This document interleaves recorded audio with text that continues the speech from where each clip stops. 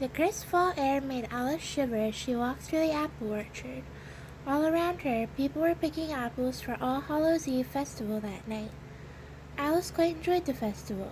People bobbed for apples, they told spooky stories about spirits, and they carved faces into turnips to scare the spirits away. Alice was thinking about the scary spirits when she heard someone yell, "Wee-hoo!" The sound was coming from inside the trunk of a hollow apple tree. "Hello," Alice called into the hole in the tree. "Is somebody in there?"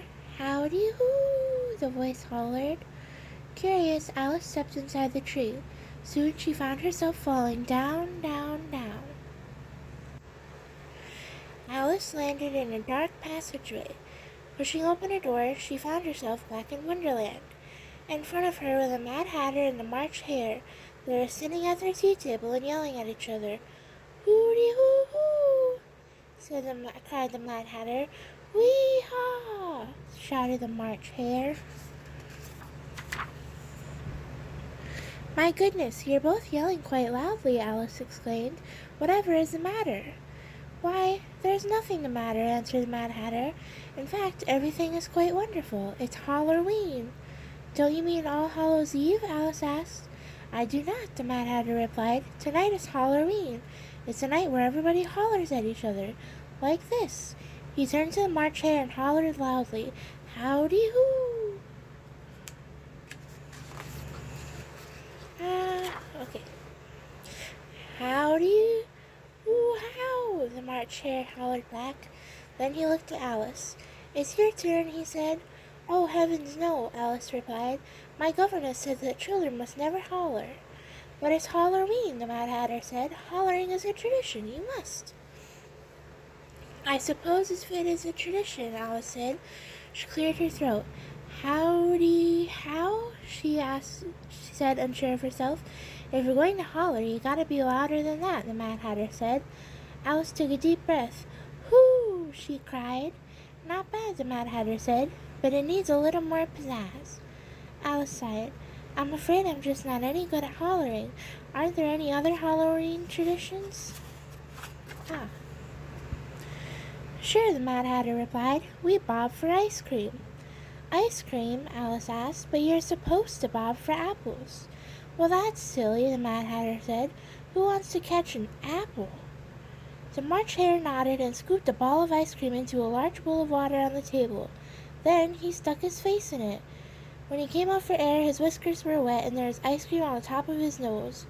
Doesn't that look like fun?" the Mad Hatter asked Alice. "It looks quite messy," she replied. "Are there any other traditions?" "Why, yes," the Mad Hatter answered. "We carve tea cakes." "Tea cakes?" Alice asked. "But you're supposed to carve turnips." The March Hare looked confused. No, I'm sure it's tea cakes," he said. The Mad Hatter picked up a tea cake and used a spoon to carve a silly face in it. "What are you supposed to do with that?" Alice asked. "Why, you eat it, of course," said the March Hare. He took the tea cake from the Mad Hatter and popped it into his mouth. The Mad Hatter clapped his hands. "And now it's time to tell toast stories," he announced. "Toast stories?" Alice asked. The March Hare nodded and lifted the lid off a teapot. The Dormouse popped out. In a small squeaky voice he began to recite, "Hey Doodle Doodle, I like to eat noodles and porridge and pudding and ham, but if I have none, there is nothing as fun as a piece of toast with some jam." When the Dormouse finished, the Mad Hatter and the March Hare cheered. Alice clapped politely. "That was a good poem, but it was not a proper story at all," she said. "In fact, you're not doing anything properly. This is how to celebrate All Hallows' Eve." The Mad Hatter shook his head. "We told you, it's hollerween." "Well, I have never heard of hollerween," Alice said. "Where I am from, it is All Hallows' Eve, and we do not tell toast stories. We tell stories about ghosts."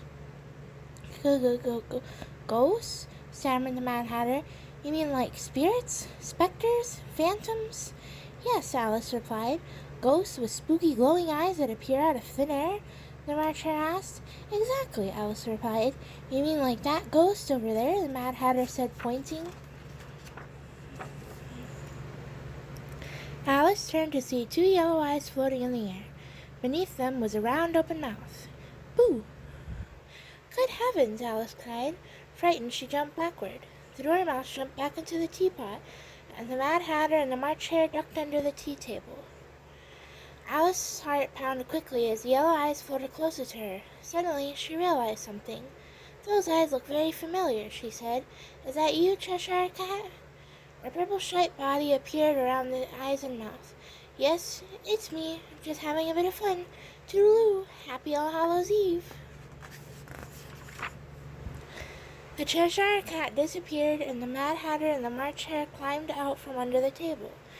"Well, if that's what happens on All Hallows Eve, I'll stick with hollerween, thank you," the Mad Hatter said.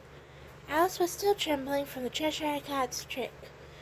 "I believe I agree with you," she said. "Happy Halloween!" "Howdy-hoo!" Hollowed the March Hare. The end.